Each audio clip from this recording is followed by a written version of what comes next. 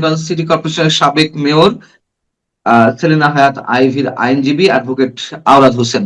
Advocate Mohammad আওলাদ হোসেন, আপনাকে স্বাগত জানাচ্ছি আমাদের অনুষ্ঠানে। এবং শুরুতেই আপনার কাছে যেটি জিজ্ঞাসা, যে তিনি জামিনে মুক্তি পেয়েছেন, আপনি আইনি লড়াই লড়েছেন মূল জায়গা থেকে, কিন্তু তিনি জামিনে কারামুক্তির পর তার বাসায় পৌঁছানোর পরপরই তার বাড়ির আশেপাশে সিসিটিভি ক্যামেরা স্থাপন করা হয়েছে পুলিশের পক্ষ থেকে। পুলিশ এটি স্বীকারও করেছে।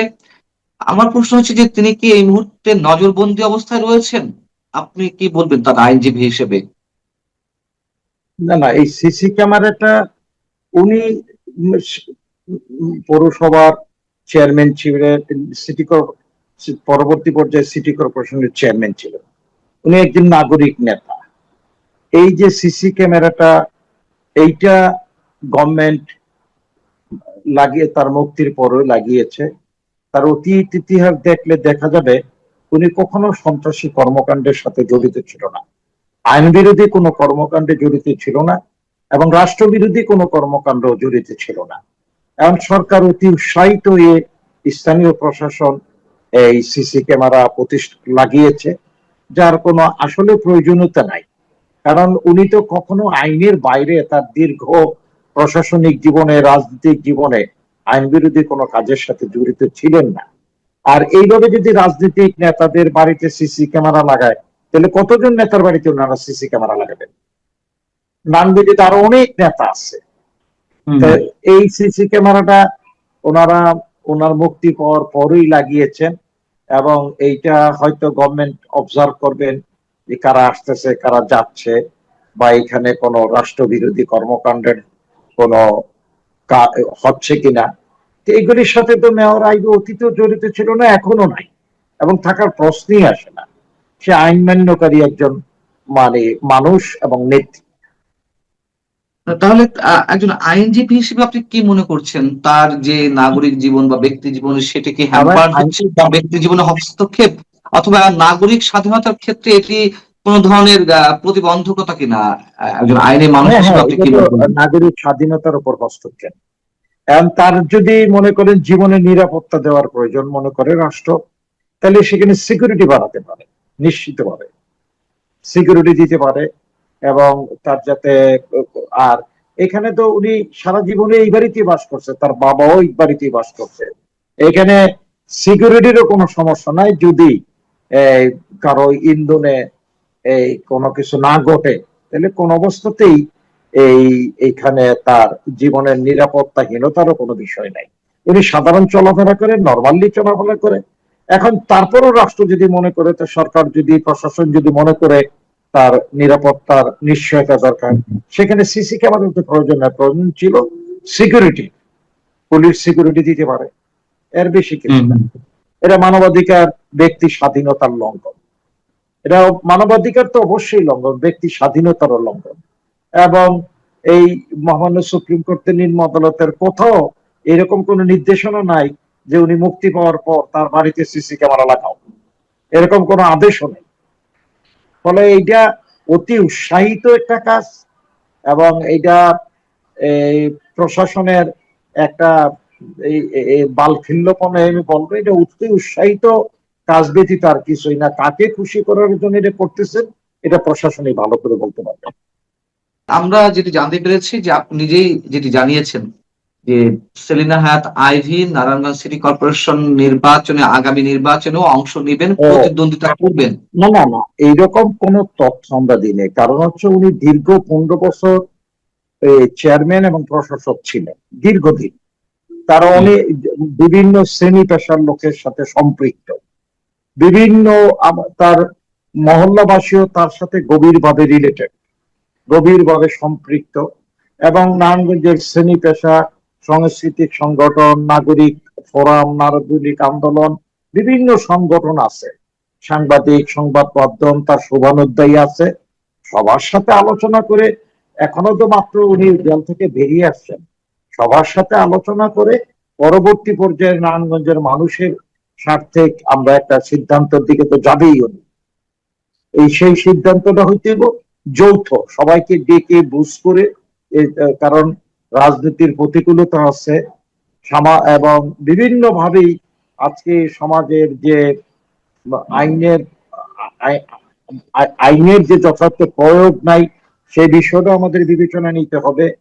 তারপরে এই রাজনৈতিক প্রতিকূলতা আছে, সেইটাও বিবেচনায় নিতে হবে। সেখানে আমাদের নির্বাচনে যদি উনি প্রার্থী হয়, একটা সবাইকে ডেকে বসে, আগেও যেভাবে উনি নাগরিক সমাজের প্রার্থী হয়েছেন একাধিকবার, ভবিষ্যতেও যদি নাগরিক সমাজ মনে করে তার নির্বাচন করা উচিত নারায়ণগঞ্জের বাসীর স্বার্থে, নারায়ণগঞ্জের কল্যাণের জন্য, উন্নয়নের জন্য এবং গণতান্ত্রিক পরিবেশের জন্য, তাহলে অবশ্যই উনি নির্বাচনের সিদ্ধান্ত জানাবে। আমরা পরবর্তী পর্যায়ে এই বিষয়গুলি মিডিয়া সহ সকলকে অবগত করতে পারবো। রিফাইন্ড আওয়ামী লীগ তার নেতৃত্বে আসার কথা বা এরকম একটা গুঞ্জন বেশ কিছুদিন ধরে চলছিল, যে রিফাইন্ড কোন আওয়ামী লীগ এলে তার নেতৃত্বে তিনি সহ আরো অনেকে থাকবেন। এইসবের জায়গা থেকে কি তাকে বিশেষ নিরাপত্তার মধ্যে রাখা হয়েছে, সিসিটিভির ক্যামেরার আওতায় রাখা হয়েছে? রিফাইন আওয়ামী লীগ তো এটা তার মেয়রের দলীয় বিষয়, আমি তো আর তার দল করি না। এক, দ্বিতীয়ত হচ্ছে রিফাইন আওয়ামী লীগ বা পিওর আওয়ামী লীগ বা মূল আওয়ামী লীগ, এই বিষয়টা তো এখনো দৃশ্যমান না। এগুলি মানুষের কল্পনার জগতের কথা, এগুলি মানুষের ভাবনাটা বিভিন্ন ভাবে তার মতো করে একটা অভিমত ব্যক্ত করে সমাজে যে এখন যেটা প্রয়োজন সেরকম অনেক মতামত সমাজে, রাষ্ট্রে আছে, জাতীয়ভাবে আছে, স্থানীয়ভাবে আছে। তবে আমার বিশ্বাস উনি আওয়ামী লীগের মূল ধারার বাইরে কখনোই যাবে না। আমি একজন আইনজীবী হিসাবে এবং তার একাধিক নির্বাচনের নাগরিক প্রার্থী হিসেবে, নাগরিক একজন সদস্য হিসেবে আমরা তার সাথে চলে যেটা বুঝতে পারছি, কখনো উনি নীতিচ্যুত বা আদর্শচ্যুত হবে না। সেলিনা হায়াৎ আইভী জামিনের পর তিনি সরকারকে ধন্যবাদ জানিয়েছেন। আইন তো বিচার বিভাগের বিষয় বা জামিন বিচার বিভাগের বিষয়। আহ, সরকারকে ধন্যবাদ তিনি কেন দিলেন? আপনি কি মনে করেন তার আইনজীবী হিসেবে? আমি মনে করি যে আসলে আমাদের সমাজে গণতন্ত্রের সংস্কৃতি যেটা, সেইটাই তো হারাই গেছে। গণতান্ত্রিক গণতান্ত্রিক যে মূল্যবোধ সেটাও হারাই গেছে। আমাদের ভাষা, গণতান্ত্রিক যে ভাষা, সেটাও আমরা সর্ব জায়গায় সর্বসময় প্রয়োগ করি না। উনি সহজ সরল ভাবেই হয়তো বলছেন যে বিচার বিভাগকে ধন্যবাদ জানাই, প্রশাসনকে ধন্যবাদ জানাই। প্রশাসন তার মানে নিরাপত্তার জন্য নিরাপত্তা বিধান করতেছে তার বাড়িতে। প্রশাসন সে যাতে রাস্তাঘাটে কোনো আসার পথে কোনো অবস্ট্রাকেলের শিকার না হয়, প্রতিরোধের শিকার না হয় এবং স্বাভাবিক নাগরিক হিসেবে বাসায় ফিরতে পারেন, সেক্ষেত্রে প্রশাসন যথেষ্ট সচেতন ছিল, আমার কাছে যতটুকু তথ্য আছে। কিন্তু আমরা জানি যে তাকে যেসব মামলায় আটক করা হয়েছে, মানে সেই মামলা নিয়েও নানান ধরনের প্রশ্ন রয়েছে। মামলার যে অভিযোগপত্র কিংবা তাকে যেভাবে তার নাম যেভাবে এসব মামলায় জড়ানো হয়েছে, পরবর্তীতে একের পর এক পেন্ডিং মামলা, ডক্টর ইউনূস সরকারের মাধ্যমে তিনি নির্যাতিত হয়েছেন এক ধরনের, সেটি তো অনেকেই মন্তব্য করেন বা এটি আমাদের কাছে মোটামুটি স্পষ্ট। বিএনপি সরকার আসার পরেও তার বিরুদ্ধে পেন্ডিং মামলা রুজু হয়েছে। এই বিষয়ে আপনার কোনো মন্তব্য? মূলত মামলাগুলি মিথ্যা। মামলাগুলির সাথে মেয়র আইভী কোন অবস্থাতেই জড়িত না, তার কোনো সংশ্লিষ্টতা নেই। সে জীবনে কারো বিরুদ্ধে মামলা করে নাই, তার বিরুদ্ধে কোনো মামলা ছিল না। হ্যাঁ, তো এখন এই ইউনূস সরকারের সময় এবং ইয়ার কি বলে এই কি বলে বিএনপির সময় দুই আমলেই তাকে গ্রেপ্তার দেখানো হয়েছে, যে মামলাগুলি, অনেকগুলি মামলার মধ্যে তার এজাহারের নাম নাই। আরেকটা বিষয় আপনি নিতে মানে আপনাকে নোটিশে নিতে বলবো, একই ঘটনা, একই দিন, একই সময় ফতুল্লা থানায় একটা হত্যা মামলা হয়েছে, সিদ্দিরগঞ্জ থানায় একটা হত্যা মামলা হয়েছে। তাহলে এই যে বায়োনিক বিষয়, এটা কিভাবে সম্ভব? মহিলা ফতুল্লাতে মার্ডার করিয়া এই একই সময়, এক টাইমটা একদম একই সময় আবার গিয়ে সিদ্দিরগঞ্জে হত্যা করলো।